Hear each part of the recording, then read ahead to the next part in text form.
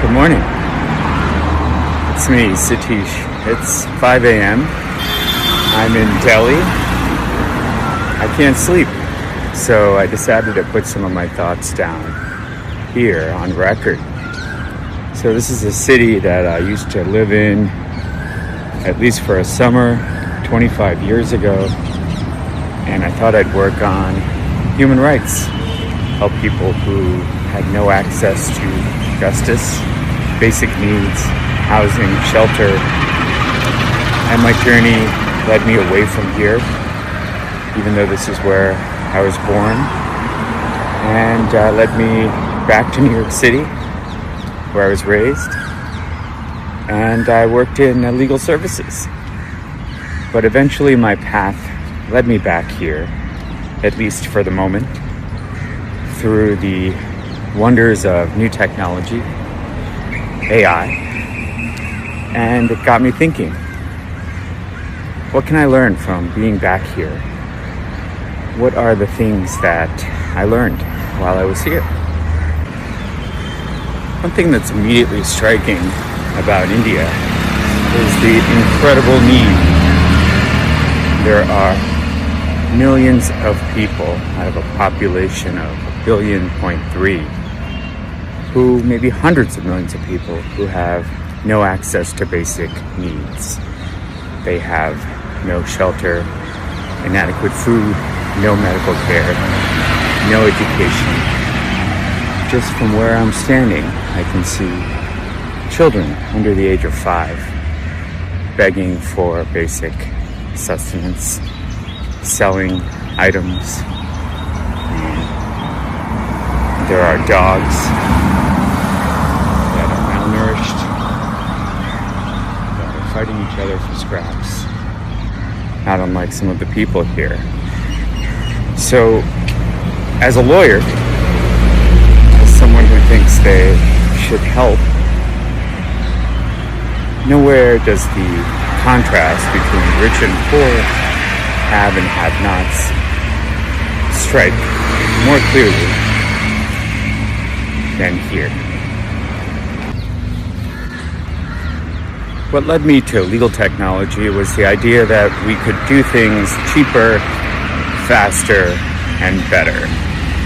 Cheaper is important because legal costs, legal services in the United States and many places are so expensive because becoming a lawyer is so difficult and so expensive. But also because there's a moat around the legal profession. It's called unauthorized practice of law. And it makes it very difficult for non-lawyers, people who don't enter the field, the guild, to offer any kind of legal help. But legal help is also slow. It takes time. There's so much friction built into the courts, the administrative tribunals. And finally, the information that's available to the average person is so limited. People cannot get the basic laws and regulations in a format that they can understand. It's often deliberately opaque. But India has a proud legal tradition. Mahatma Gandhi was a lawyer. So were many of the founding fathers of this country after the split from the British Empire. I heard someone say yesterday, the British Empire is the cause of all modern problems in the world. Nevertheless, with that proud tradition of lawyers and a great need, what's happening in India? What is the solution to this gap, this crisis? Obviously, economic factors, jobs, basic infrastructure, the typical issues of development, they play a huge role. But it doesn't have to be this way. Look at other developing countries around the same age as India, which is about 80 years old. Look at South Korea, Japan, China, and they have similar issues, similar growing pains. They don't have the same population explosion, but there are different ways to address some of these basic legal questions, these legal needs. So today I want to answer a question that's been nagging at me. If we have cheaper, faster, and better, and AI can deliver in all three of those buckets, and we've seen that before, and I've written about that before, is cheaper necessarily the pitch when we are trying to solve problems within our legal system? And you take India, you see like tuk-tuks, auto rickshaws like that. You know, I took a auto rickshaw ride yesterday that cost me less than 50 cents to go a few kilometers. So is efficiency the play when we are trying to apply AI?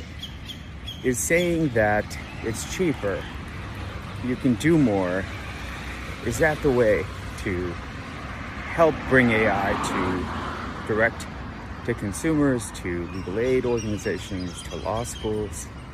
Maybe it isn't. Here, labor is cheap. You could hire 5 people for every 1 person you might hire in the States. And so maybe we have to think about how it's better. Can we add value beyond saying it's cheaper? Is there a qualitative difference in using tools like AI to help bridge the justice gap? And that's what I'm really grappling with at the moment. Maybe there are ways to think about this as deepening the work that we can do. For example, doing more appellate work, doing more law reform work, changing the regulations, using information, making that information available to ordinary people in whatever language they speak.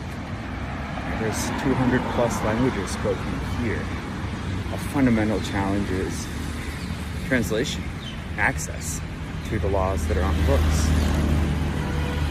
So, do we think about pitching, building AI and marketing it, if you will, as fundamentally better, as qualitatively better? I explore this in my latest Legal Futurisms column on LinkedIn. Check it out, and see you back in the States.